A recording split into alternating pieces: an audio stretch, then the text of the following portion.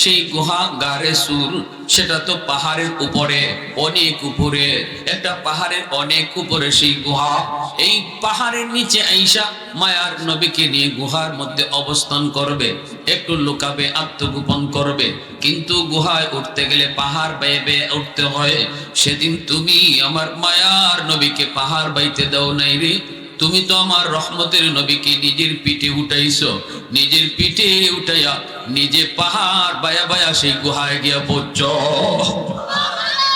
ওই রাতের নেকি, ওই রাতের নেকি, ওই রাতের নেকি। গুহার কিনারায় নবীকে নিয়ে পৌঁছলা, এরপর নবীকে তুমি আগে ঢুকতে দাও নাই, নিজেই যে আগে ঢুকছো। আর বলেছ নবী গো আপনি আগে ঢুকবেন না, আপনি গুহার কিনারায় দাঁড়ান, আমি আগে যায় ঢুকি।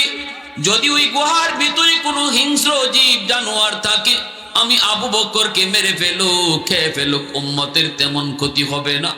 কিন্তু যদি আপনার কোনো ক্ষতি হয় গো নবী, উম্মত সেই মাসুল দিতে পারবে না।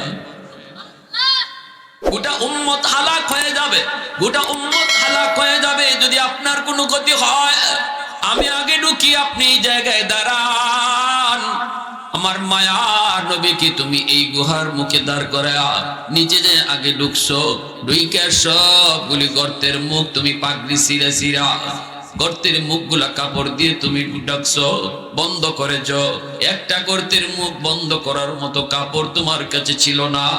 এই গর্তটা নিজের পা দিয়ে তুমি আটকায় রাখছো। আর নবীকে বলেছো নবী গো আপনি গুহার ভিতরে ঢুকেন, এবার আপনি ভিতরে আসেন। নবীজি ভিতরে আসলেন।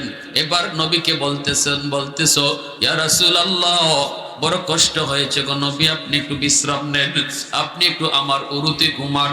সেদিন আমার নবীকে নিজের উরাতে তুমি ঘুম পাড়ায়